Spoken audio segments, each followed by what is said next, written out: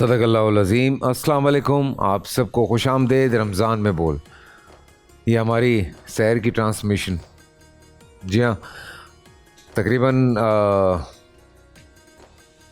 میں کیا کہوں، عجیب سا لگ رہا ہے کہنا، لیکن کچھ زندگی میں ایسا ہوتا ہے کہ آپ کے بہت ہی ہر دل عزیز پیارے، آپ کے بہت پسندیدہ مہمان آپ کے گھر آتے ہیں، اور اس کے بعد جب ان کے جانے کا وقت ہوتا ہے تو دل تھوڑا سا اداس ہوتا ہے۔ کچھ ایسا ہی سلسلہ ہے آج ہمارا بھی، کیونکہ آج 30واں روزہ ہونے جا رہا ہے اور اس کی سحر کی ٹرانسمیشن ہم کر رہے ہیں۔ اس کا مطلب ہے کہ مہمان آج شام میں چلا جائے گا، لیکن اللہ پاک ہم سب کو یہ موقع دے پھر سے زندگی میں کہ ہمارا یہ پیارا مہمان رمضان یہ پھر سے واپس لوٹ کے آئے، مجھے، آپ کو، ہم سب کو یہ موقع پھر سے ملے۔ اسی طرح سے جو سیکھنے کا موقع ملتا ہے، جاننے کا موقع ملتا ہے، پڑھنے کا موقع ملتا ہے، بہت ساری عبادتیں، دعائیں، لوگوں کی خدمت، زکوٰۃ، اپنے آپ پہ صبر، اس کے ساتھ ساتھ قرآن پاک کی تلاوت، اس کے ساتھ ساتھ بہت ساری ایسی باتیں جو شاید ہم پورا سال پریکٹس نہیں کر پاتے ہیں، وہ تمام چیزیں کرنے کا موقع ملتا ہے۔ اللہ کرے کہ آنے والے جو باقی مہینے ہیں اس میں بھی پروردگار ہمیں اسی پہ قائم و دائم رکھے اور انہی چیزوں کو لے کے آگے بڑھنے کی طاقت بھی دے، اور ہمارے دلوں میں اس روشنی کو اسی طرح سے جگائے رکھے۔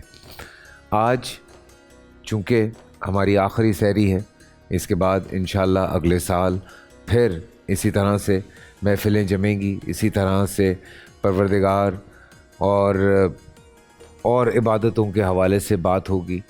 اگر میں ہوا تو میں ہوں گا، نہیں تو کوئی اور ہوگا، لیکن یہ سلسلہ اسی طرح سے چلتا رہے گا۔ تو یہ جو چھوٹی سی بات میں کر رہا ہوں کہ ہم جو پورے 29 دن 30 دن جو ہم پریکٹس کرتے ہیں، جو دن رات ہماری کوشش رہتی ہے، اللہ پاک اس پہ ہمیں قائم رکھے، سب سے زیادہ ضروری بات یہ ہے۔ اور اسی لیے آج بھی جو ہم موضوع پہ بات کرنا چاہ رہے ہیں وہ استقامت ہے، کہ استقامت ہے کیا۔ تو اس کے لیے میرے علماء کرام یہاں پہ موجود ہیں، ان سے ہم بات کرنا چاہتے ہیں۔ مفتی حنیف قریشی صاحب یہاں پہ موجود ہیں، مفتی فضل سبحان صاحب یہاں پہ موجود ہیں، علامہ امین شہید صاحب یہاں پہ موجود ہیں، باقی بھی مہمان آہستہ آہستہ جو ہیں ہمارے پینل کے وہ آتے جائیں گے تو جوائن کرتے جائیں گے۔ تو مفتی صاحب، استقامت ہے کیا؟ بسم اللہ والصلاۃ والسلام علی رسول اللہ۔ استقامہ یستقیم و استقامتاً کا مطلب ہوتا ہے کسی چیز پر ہمیشگی کو چاہنا، ہمیشگی کو اختیار کرنا۔ جیسے کہ آپ نے بتایا کہ رمضان المبارک اللہ تعالیٰ کے مہمانوں میں سے ایک مہمان مہینہ ہے، اور جیسے جتنا کوئی صاحب عزت و صاحب جاہ مہمان ہوتا ہے اتنی اس کی تکریم کی اہمیت ہوتی ہے۔ سبحان اللہ۔ تو جو اللہ کا مہینہ ہے اور جسے اللہ کے نبی بار بار اپنی امت کو متوجہ فرماتے رہے کہ یہ مہمان آ رہا ہے، اللہ کا مہمان ہے، اللہ کی طرف سے بھیجا ہوا مہمان ہے، تو اس کی عزت کرنا۔ الحمدللہ العظیم، ہمارا جو معاشرہ ہے، اسلامی معاشرہ، اور آج اس گئے گزرے دور میں بھی الحمدللہ کم از کم رمضان المبارک کے اندر ہمارے لوگ اللہ کی یاد میں مگن ہو جاتے ہیں، نماز شروع کر دیتے ہیں، روزے کی پابندی کرتے ہیں، باقی چھوٹی موٹی جتنا ہو سکتا ہے وہ نیکیوں کو اختیار کرتے ہیں۔ بالکل۔ لیکن کیا وقتی طور پر کسی نیکی کو اختیار کرنا یہ کافی ہے؟ قرآن مجید برہان رشید میں اللہ تعالیٰ نے نماز پڑھنے کا حکم نہیں دیا، نماز قائم کرنے کا حکم دیا۔ واہ واہ۔ تو قیام نماز کیا ہے؟ مفسرین اس پر بڑی وضاحت کرتے ہیں کہ قیام نماز سے مراد ہے کہ نماز پر ہمیشگی اختیار کرو۔ یہی بات ہے کہ آپ جتنے اردو تراجم ہیں ان میں سے جو ٹیکنیکلی بزرگ علماء نے ترجمے کیے اس میں انہوں نے یہی ترجمہ کیا ہے، واقیم الصلاۃ، نماز پر ہمیشگی اختیار کرو۔ تو نیکی کرنا اور اس پر پھر ڈٹ جانا، نیکی کرنا پھر اس پر قائم ہو جانا، یہ استقامت فی الدین ہے۔ ویسے استقامت جو ہے نا یہ 3 طرح کی ہوتی ہے. ایک استقامت لازمہ اور واجبہ ہے، ایک استقامت مستحبہ ہے، اور ایک استقامت حرام ہے. استقامت لازمہ اور واجبہ کون سی ہے؟ کہ لا الہ الا اللہ محمد رسول اللہ پڑھ لیا تو اب اس پر ڈٹنا ہے. اب اس پر نہ ایک ذرہ برابر انچ ادھر ہونا ہے اور نہ ادھر ہونا ہے. نبی علیہ الصلوۃ والتسلیم ایک دن کھڑے تھے تو اللہ کے نبی نے 3 خط کھینچے، ایک سیدھا، ایک دایاں ٹیڑھا اور ایک ادھر ٹیڑھا. تو اللہ کے نبی صلی اللہ علیہ وسلم نے فرمایا کہ اے میرے صحابہ، یہ 3 راستے ہیں، یہ بھی ٹیڑھا ہے، یہ بھی ٹیڑھا ہے، یہ صراط مستقیم ہے. تو صراط مستقیم وہی صراط ہوتا ہے کہ جس پر ہمیشگی سے بندہ کھڑا ہو سکتا ہو. تو اس لیے لا الہ الا اللہ محمد الرسول اللہ پڑھ کر دین اسلام قبول کر کے اس پر ڈٹنا یہ واجب لازم ہے. اسی کو اللہ تعالیٰ قرآن مجید میں فرماتا ہے ان الذین قالوا ربنا اللہ ثم استقاموا تتنزل علیہم الملائکہ، کہ بے شک وہ لوگ جو کہتے ہیں کہ ہمارا رب اللہ ہے، یعنی اللہ کے دین کے سامنے اپنا سر جھکاتے ہیں، اللہ کے سامنے اپنے آپ کو سرنڈر کرتے ہیں، اللہ کی وحدانیت اور اللہ تعالیٰ کی خالقیت اور اللہ تعالیٰ کی حاکمیت اعلیٰ کو تسلیم کرتے ہیں، تو پھر کیا ہے؟ ثم استقاموا، پھر اس پر ڈٹ جاتے ہیں. 1000 غم ہو لیکن زباں ہو دل کی رفیق، ازل سے رہا ہے یہی قلندروں کا طریق. تو ڈٹتے ہیں تو کیا ہوتا ہے؟ تتنزل علیہم الملائکہ، قرآن کہتا ہے پھر ان پر رحمت کے فرشتے ان کی مدد کے لیے اترے ہیں، اور کیا کر ان کو دلاسے دیتے ہیں؟ اللہ تخافوا ولا تحزنوا، کہ نہ غم کھانا نہ خوف کھانا، وابشروا بالجنہ، تمہیں جنت کی بشارت. تو اب یہ استقامت ہے جو لازم اور واجب اور ضروری ہے. اسی طرح فرائض کے اوپر جتنے بھی فرائض ہیں، نماز ہے، روزہ ہے، زکوٰۃ ہے، حج ہے. اور یہاں ہم نے ساری چیزوں پر تقریباً رمضان شریف میں بات کی، لیکن ہم سے تھوڑی سی غلطی ہوئی کہ ہم نے حج پر جو ہے نا وہ بات نہیں کر سکے. تو یہ حج بھی فیصل بھائی صاحب استطاعت کے لیے یہ فرض ہے. یاد رکھیں کہ اس کے بغیر بھی چھٹکارا نہیں ہے. جو لوگ اتنی دولت اور اتنا سرمایہ رکھتے ہیں، طاقت رکھتے ہیں کہ جو حج کے لیے جائیں اور پیچھے ان کے گھر والوں کے گزر اوقات آسانی سے ہو سکے اور وہاں ان کے پاس حج کا خرچہ ہو، تو ایسے لوگوں پر حج کرنا فرض ہوتا ہے. لہٰذا یہ بہت عام چیز ہے، اور اگر وہ خود کسی وجہ سے ادا نہیں کر سک رہے ہیں، کسی مجبوری کسی علت کی وجہ سے، تو پھر حج بدل کروا لیں تاکہ ان کے سر سے یہ فرض اتر جائے. حج بدل یعنی کسی اور کو. تو میں بات عرض کر رہا تھا، نماز، روزہ، زکوٰۃ اور یہ جو حج، یہ سارے فرائض ہیں، ان پر ڈٹنا، ان پر قائم رہنا یہ فرض ہے. بالکل. دوسری ہے استقامت مستحبہ. عام جو فرائض کے علاوہ جو اچھے کام کر رہے ہیں، مثلا کسی جگہ چندہ دے رہے مسجد میں، کسی غریب کو مانا دے رہے تو اس کو دیتا رہے، اس کو چھوڑے نہیں، اس پر قائم رہے. اور ایک ہے استقامت حرام. استقامت حرام یہ ہے کہ کوئی گناہ کا کام کیا اور اس پر ڈٹ گیا، اللہ کی نافرمانی کی اور اس پر قائم ہو گیا، تو یہ حرام ہے. یا کسی غصے میں کوئی قسم کھائی کہ میں فلاں کے ساتھ بات نہیں کروں گا، یہ حرام ہے. تو عرض کرنے کا یہ مطلب ہے کہ ہم کوئی بھی نیکی کا کام کریں، اللہ اور اس کے رسول کا تقاضا یہ ہے، اللہ اور اس کے رسول چاہتے یہ ہیں کہ ہم اس پر ڈٹ جائیں، قائم ہو جائیں. بالکل. تو اس لیے یہ استقامت فی الدین یہ بہت ضروری ہے. یعنی اگر ہم نے نمازیں شروع کی ہیں تو صرف رمضان کے لیے نہیں، اگر چہرے پر داڑھی سجائی ہے تو صرف رمضان کے لیے نہیں، ہم نے جو صدقات اور خیرات کا سلسلہ شروع کیا ہے تو صرف رمضان کے لیے نہیں بلکہ اس کو ہمیشہ کے لیے جاری اور ساری رکھیں. سبحان اللہ. اور بھی بہت سارے پہلو ہیں، ان پہ بھی بات ہونی ہے. چھوٹا سا ایک بریک سے واپس آتے ہیں.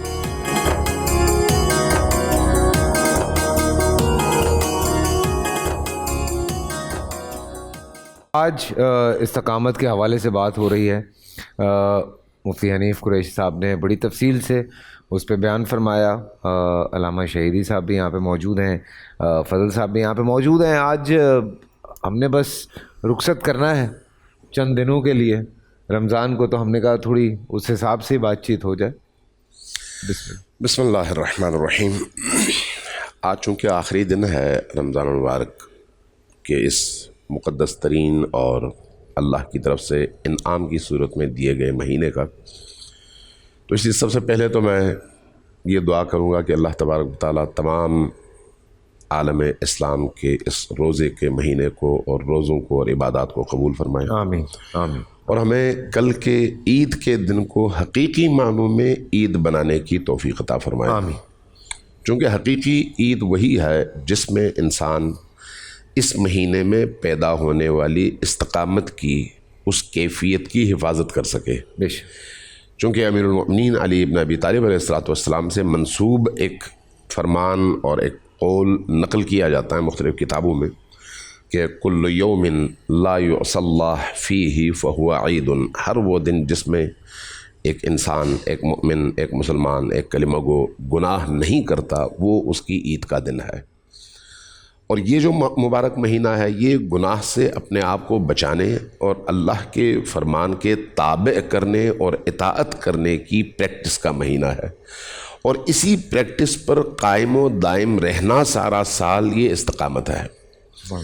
استقامت اس رستے پر جس کا آپ نے انتخاب کیا ہے، استحکام دکھانا، ثابت قدم رہنا اور آخر تک آپ کے قدموں کو ڈگمگانے سے روکنے کا نام ہے. قرآن کریم میں سورہ ہود میں یہ آیت 2 دفعہ اتری ہے. اس لیے نبی کریم صلی اللہ علیہ وآلہ وسلم کے حوالے سے حدیث موجود ہے جس میں آپ نے فرمایا کہ شیبتنی سورۃ ہود، سورہ ہود نے مجھے بوڑھا کر دیا. صحابہ کرام میں سے کسی نے پوچھا کہ یا رسول اللہ سورہ ہود نے آپ کو کیسے بوڑھا کر دیا؟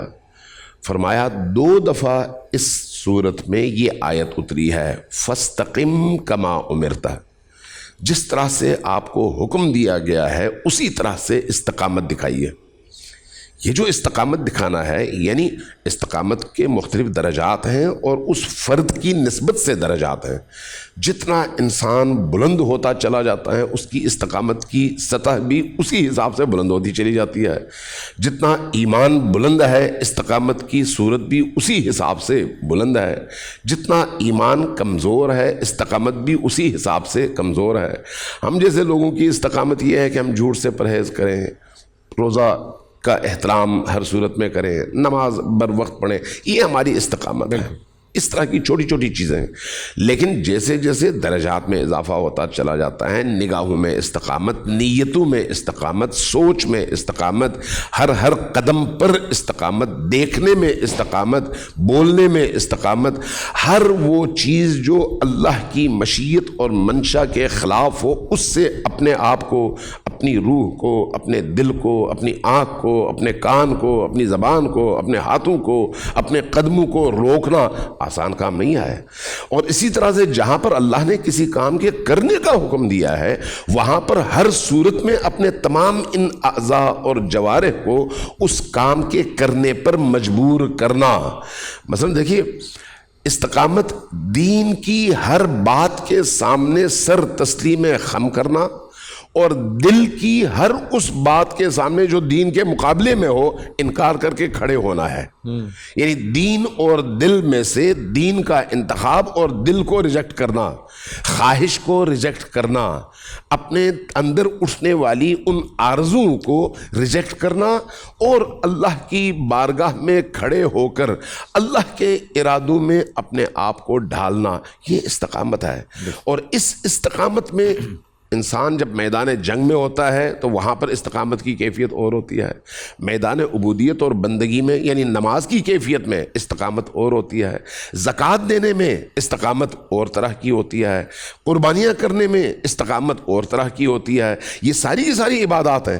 لیکن جب آپ قربانی کرتے ہیں، ہمارے ہاں جس طرح کا قربانی کا رواج ہے اس میں استقامت تو بہت دور کی بات، خود قربانی کا صحیح ہونا بھی شاید محل نظر ہو. جس طرح کی قربانیاں ہمارے معاشرے میں عام ہوتی ہیں، اسی طرح سے ہماری جس طرح کی نمازیں ہیں، اگر ہم قبلہ رخ ہو کر نماز پڑھتے ہیں تو قبلہ رخ ہونے کا مطلب صرف قبلے کی طرف منہ کرنا نہیں ہے، بلکہ دل کا اللہ کی طرف رخ کرنا ہے.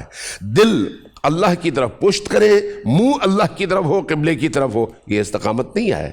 اسی طرح سے زبان کی استقامت یعنی زبان پر جھوٹ کبھی نہ آئے. تہمت کبھی نہ آئے، مخلوق خدا کے لیے تکلیف اور اذیت کا باعث بننے والا کوئی لفظ کبھی نہ آئے، اور اس کے مقابلے میں مخلوق خدا کی خدمت اور ان کی دلجوئی کی ہر چیز آپ کی زبان پر ہو اور اس زبان کو آپ کے دل کا ترجمان بنا دے، یہ استقامت ہے۔ اس لیے استقامت دین کا حکم ہے اور دین پر عمل کی روح استقامت ہے۔ تو اس کی دعا کرنی چاہیے کہ اللہ تبارک و تعالیٰ اس مہینے میں جو بھی ہم نے نیکیاں کی ہیں اس کو ہمارے سارے سال کی زندگی کا حصہ بھی بنائے اور ہمیں اپنے حکم کا تابع بھی رہنے کی توفیق عطا فرمائے۔ آمین آمین ثم آمین۔ چھوٹا سا بریک سے واپس آتے ہیں۔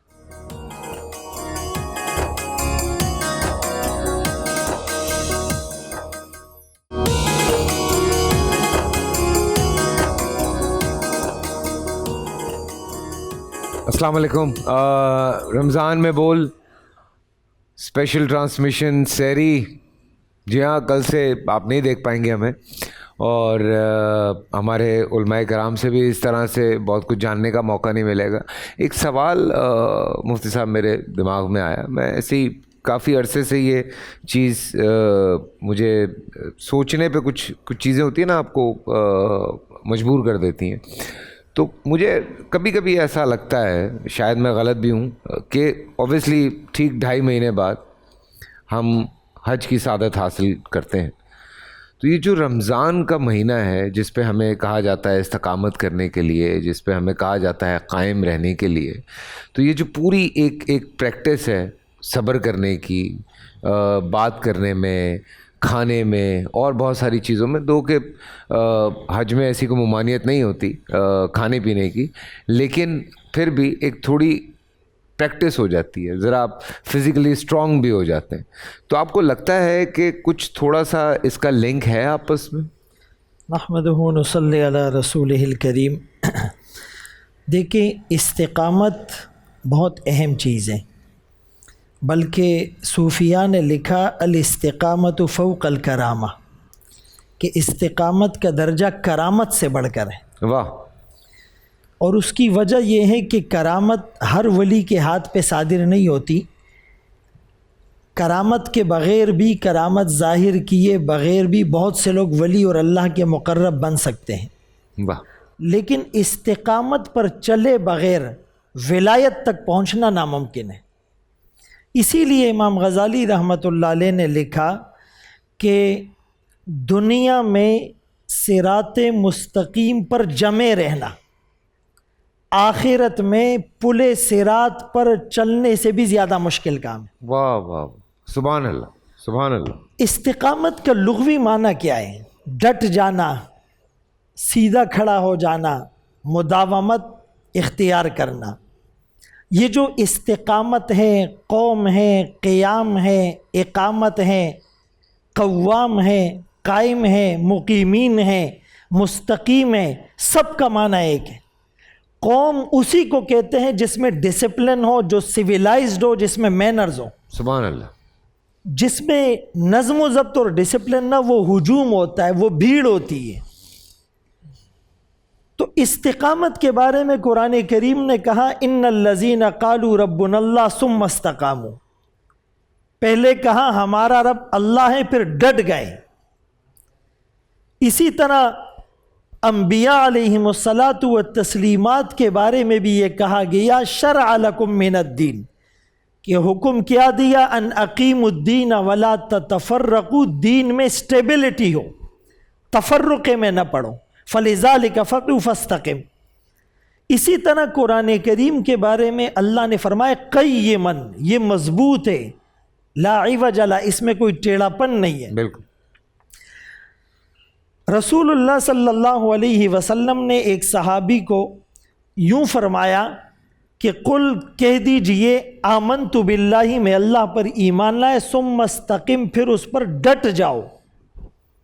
اور حضرت عمر رضی اللہ عنہ نے اس کی بڑی عجیب تعریف کی، فرمایا استقامت یہ ہے ان تستقیموا علی امر او نہی ولا تروغ روغان الثعلب، کہ تم امر اور نہیں پر، یعنی جو اوامر ہیں اس کو کرتے رہو، جو منہیات ہے اس سے بچتے رہو، اس پر استقامت کا مظاہرہ کرو، لومڑی کی طرح چھلانگے نہ مارو کبھی ادھر کبھی ادھر۔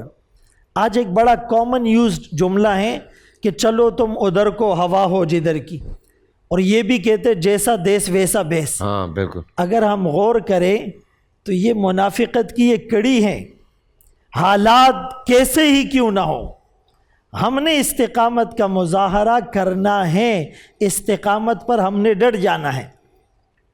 یہ جو استقامت ہے اس کی بہت سی مثالیں ہم کوٹ کر سکتے ہیں، لیکن سب سے بڑی مثال اللہ اکبر کبیرہ، آمنہ کے لال عبداللہ کے نور نظر محمد مصطفیٰ احمد مجتبیٰ صلی اللہ علیہ وسلم کی ہم پیش کریں گے کہ جب مشرکین نے آپ کے چچا حضرت ابو طالب کے پاس جا کر کہا کہ آپ اپنے بھتیجے کو سمجھائیے، یہ ہمارے بتوں کو برا کہتا ہے، یہ ان کا انکار کرتا ہے، یہ ایک اللہ کی بات کرتا ہے، اور یہ بات ایٹم بم کی طرح ہم پر لگتی ہے، تو آپ انہیں منع کر دیجئے۔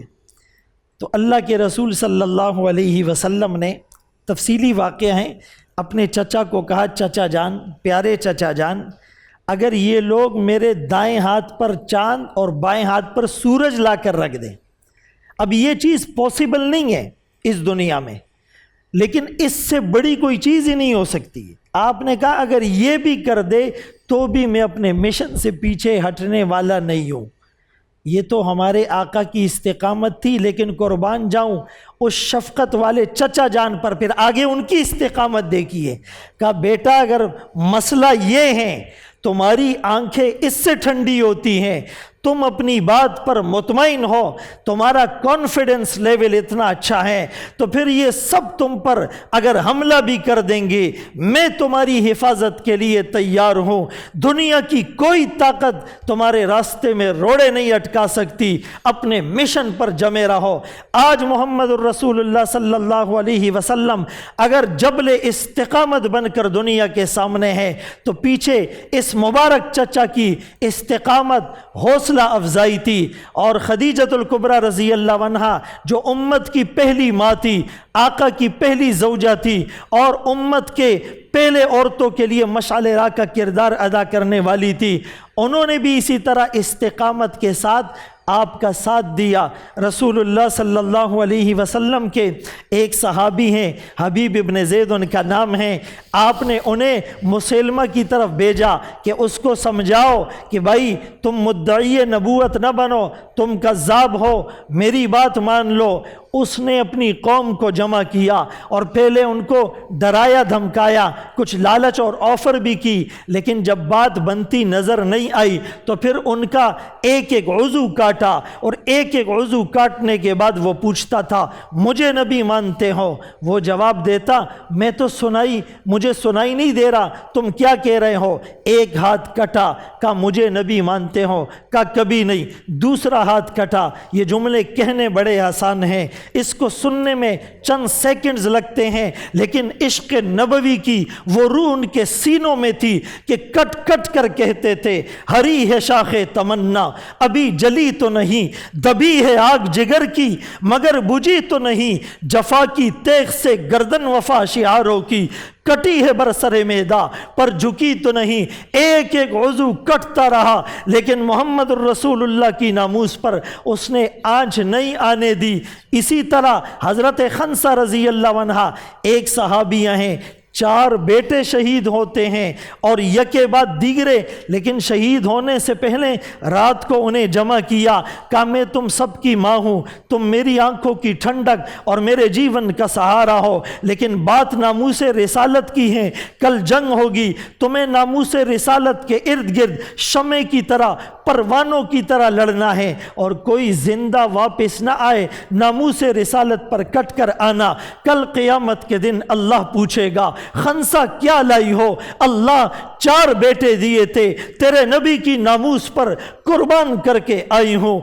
एक सहाबी को जब कहा गया कि मोहम्मद रसूलुल्लाह सल्लल्लाहु अलैहि वसल्लम की नामूस की बात है, उसने कहा मेरी जान, मेरी माल, मेरी औलादे, मेरी ख्वाहिशात कुर्बान हैं। इस्तिकामत का ये मुजाहिरा आज दुनिया के सामने आएगा तो इंशाअल्लाह हमारे लिए पूरा रमज़ान और उसके बाद की ज़िंदगी गुजारना भी आसान हो जाएगा। मैं आखिरी जुमला ज़रूर कहूँगा कि जैसे रमज़ानुल मुबारक आज ख़त्म हो रहा है, हमसे रुखसत हो रहा है, लेकिन हम पूरी ज़िंदगी का रोज़ा रखें, पूरी ज़िंदगी झूठ नहीं बोलना, गीबत नहीं करनी, हराम नहीं खाना, हराम नहीं पीना, ये पूरी ज़िंदगी का रोज़ा हम रखेंगे तो अल्लाह हमसे राज़ी हो जाएगा। सुभान अल्लाह, सुभान अल्लाह, सुभान अल्लाह। छोटा सा ब्रेक से वापस आते हैं।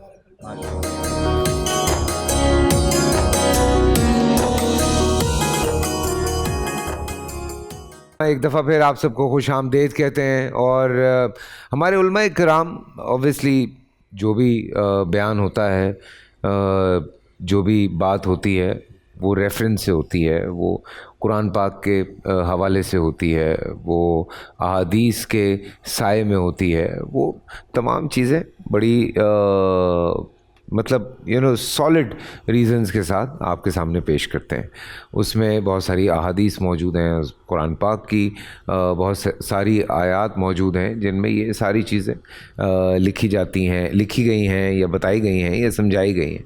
लेकिन मेरा एक सवाल था जो फजल साहब ने उसका जवाब नहीं दिया, पर कोई नहीं, हम आगे अभी वक्त है हमारे पास, हम उसके जवाब पे ज़रूर जाएंगे।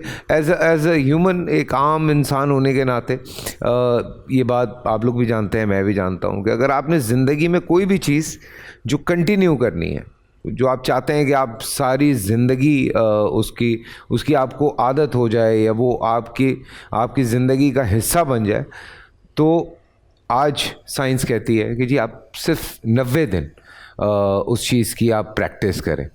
कुछ भी है, मतलब कोई भी आपने बुरा काम छोड़ना है, कोई भी आप अपने एक्सरसाइज की बात करते हैं या और डाइट की बात करते हैं या आप पढ़ने की बात करते हैं, हर जो भी आपकी आदत है, सिर्फ 3 महीने तक, अगर कहीं खुदा ना खास्ता आपकी फ़िज़िकली कोई ऐसी इंजरी है जिसको आप सही करना चाह रहे हैं, तो उसकी जो थेरेपी है वो भी तकरीबन कोई 90 दिन के अंदर अंदर आपकी मुख्तलिफ़ टाइम पे होती रहती है, जिसकी वजह से आपकी बॉडी सही जानिब चल पड़ती है। तो हम भी जब अपने मज़हब को देखते हैं, दीन इस्लाम को देखते हैं, इतनी लॉजिकल चीज़ें, बाखुदा मैं आपको सच बताता हूँ, इतनी लॉजिकल चीज़ें मौजूद हैं, बल्कि है ही लॉजिकल, मैं क्या बात कर रहा हूँ। तो आम इंसान आज दुनिया में अभी शायद वो, मैं कोशिश करूं कि अगर वो मुझे वीडियो मिल जाए, तो आज दुनिया में जो गैर मज़ाहिब के लोग, मैं आपको मज़े की बात ये बता रहा हूँ, वो बैठ के कहते हैं कि मेरे साथ फ़िज़िकली मुझे ये बीमारियां थीं या ये प्रॉब्लम थी या मेरा वेट ज़्यादा था या मुझे फ़ोकस करने में बड़ा प्रॉब्लम होता था या मैं पढ़ाई की तरफ इतना ध्यान नहीं दे पाता था, या और इस तरह की बहुत सारी चीज़ें मौजूद हैं।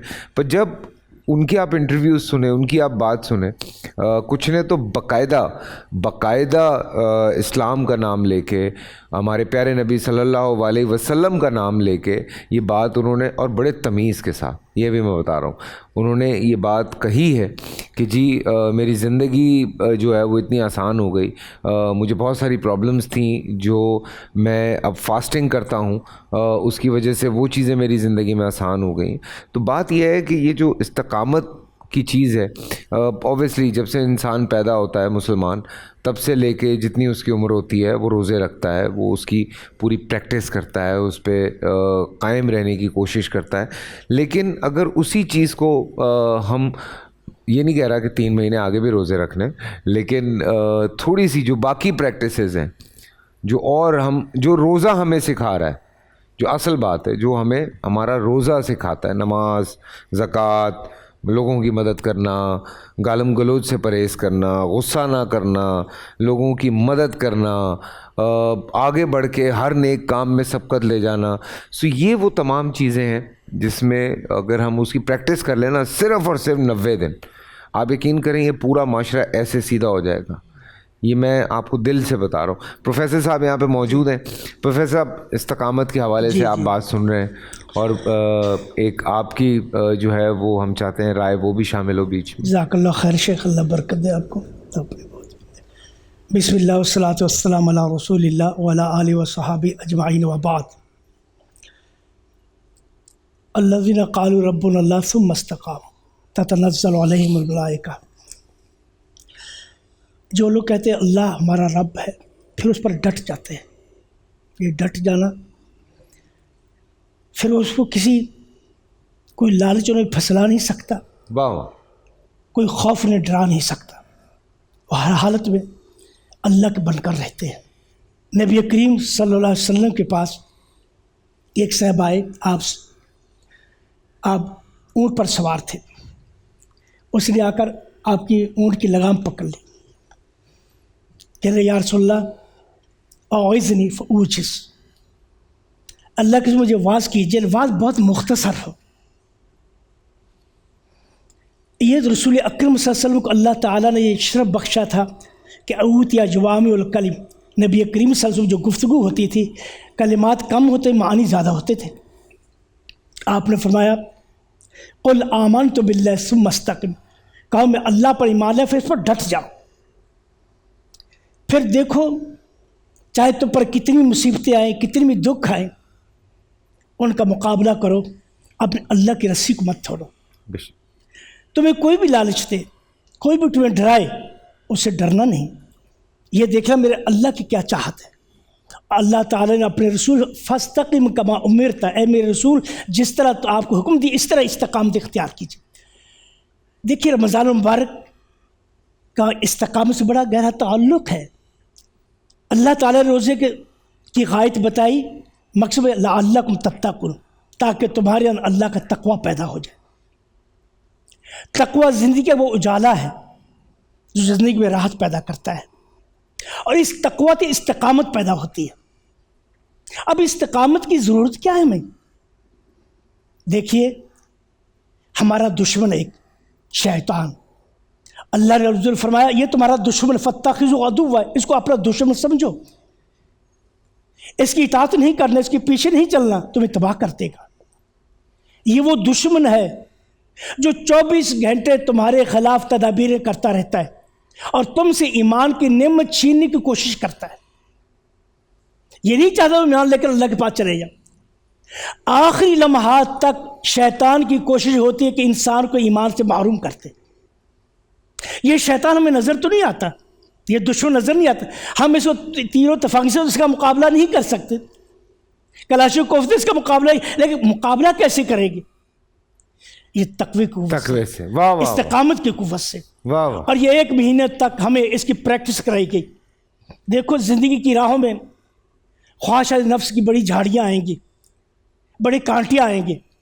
ان کانٹوں کو اگر تم چننا چاہتے ہو، ان جھاڑیوں سے اگر بچنا چاہتے ہو، آپ کا استقامت اور تقوی پیدا کیجیے. واہ. اب استقامت دین پر قائم رہنا، دین پر قائم رہنا اس وقت ہے، مثال کے طور پر ایک تاجر ہے، بزنس کر رہا ہے، اب اس کو بزنس کو نیچے اوپر ہو گیا، اب بینک کی طرف فون آتا ہے اسے، جی آپ ہم سے اوور ڈرافٹ لے لیجیے، آپ اپنی بزنس چلائیے.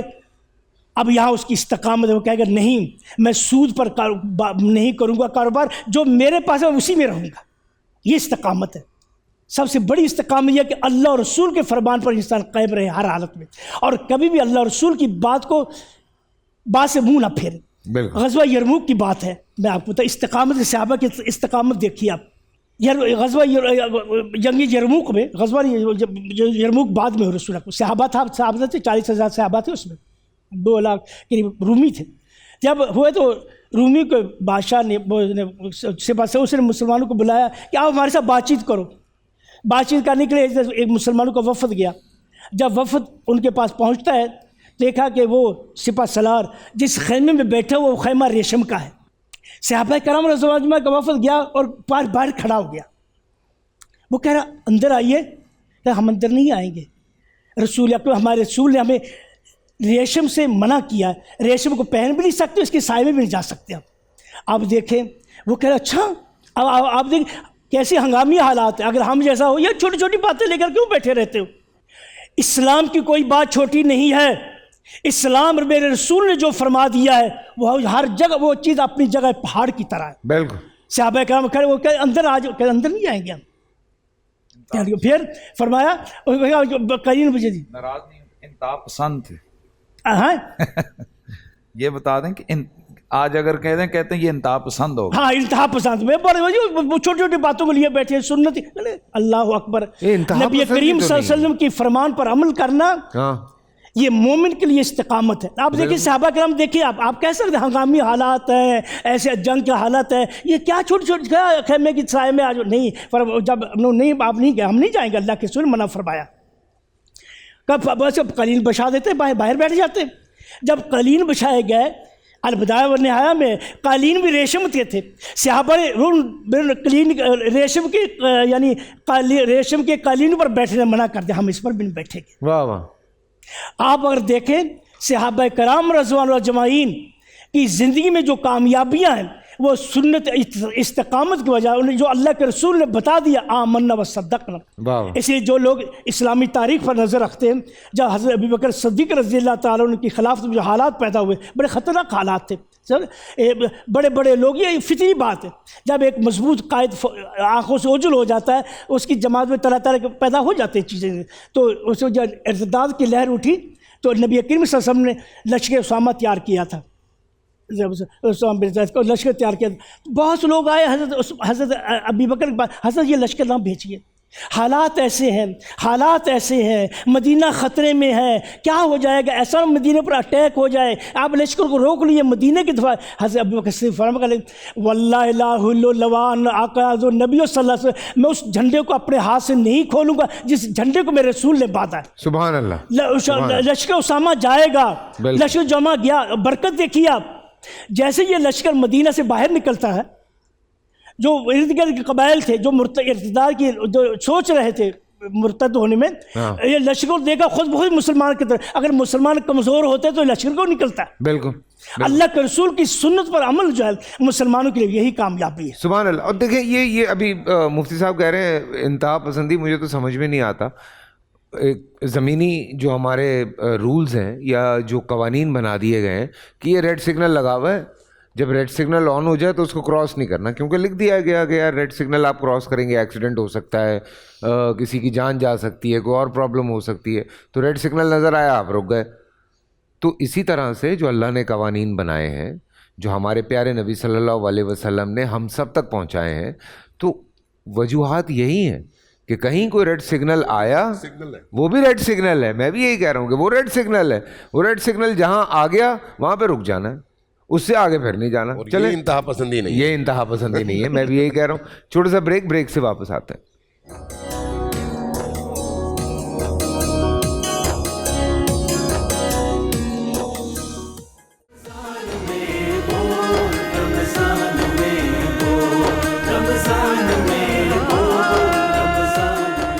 अस्सलाम वालेकुम मुफ्ती साहब, आप थोड़ा लेट हो गए, लेकिन ईद की तैयारी की आपने?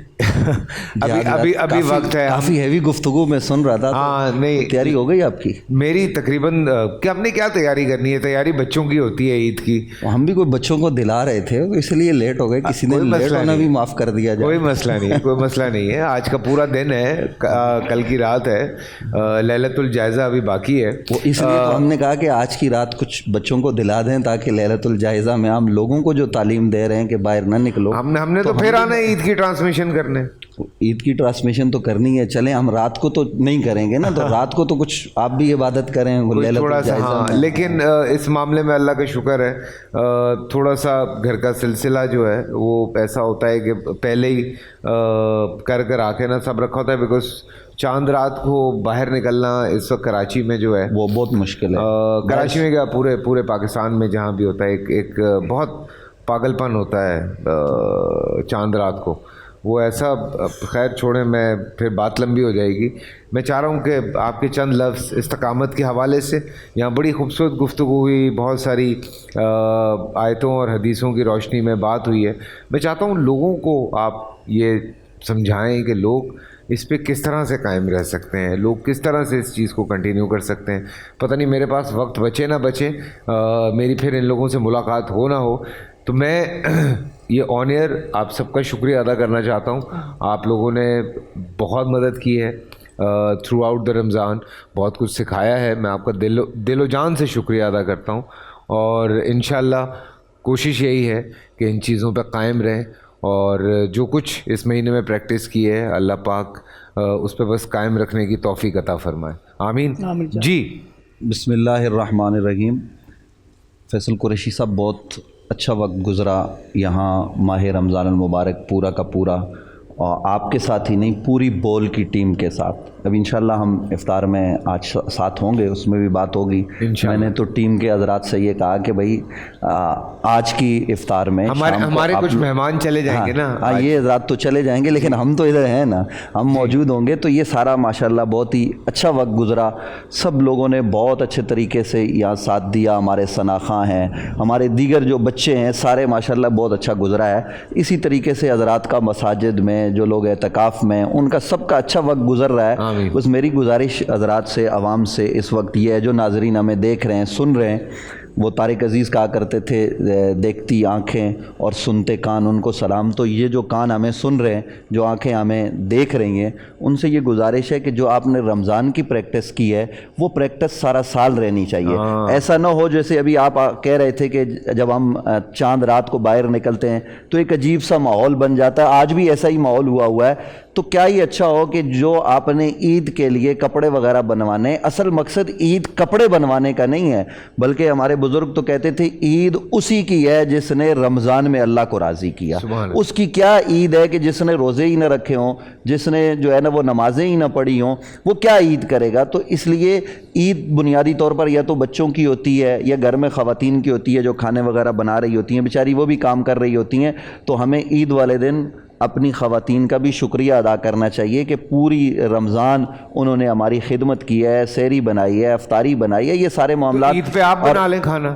ہاں نہیں, میں تو بناتا ہوں, ہم بھی بنا لیں گے, کوئی مسئلہ نہیں ہے, سب بنا لیں گے. مفتی حنیف قریشی صاحب بہت اچھا بناتے ہیں, اور مجھے امید ہے کہ اس دفعہ جو بھابھی ہے نا, اس دفعہ جو بھابھی ہیں ہماری, تو وہ عید والے دن میں بھابھی سے گزارش کر رہا ہوں, اور سن رہی ہوں گی, کہ وہ بالکل کوئی کام نہ کریں. اس دفعہ سارا کام مفتی محمد حنیف قریشی صاحب سے کروائیں, یہ ہماری گزارش ہے. اور سب حضرات جو ہے نا وہ کیوں نہیں جی جناب, سارے کام آپ یہ کریں. جو علماء کے بارے میں لوگوں کے ذہن میں ہے نا جی کہ وہ جی بس یہ تو الحمدللہ, آپ چیک کر لیں, پورے ملک میں سروے کر لیں, آپ کو علماء کے گھر والے زیادہ خوش نظر آئیں گے.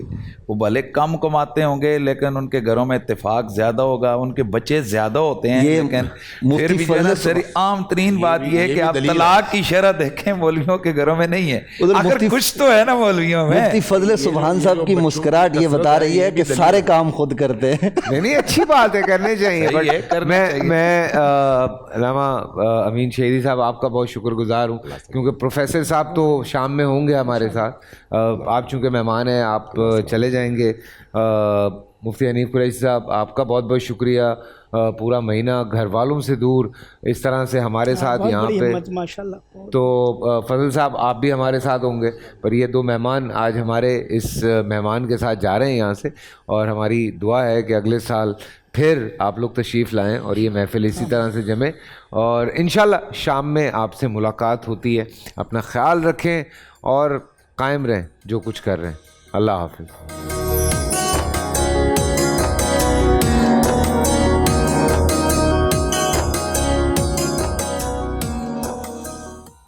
بول انٹرٹینمنٹ کے شوز دیکھنے کے لیے ہمارے چینل کو سبسکرائب کریں اور بیل آئیکن پر کلک کرنا نہ بھولیں.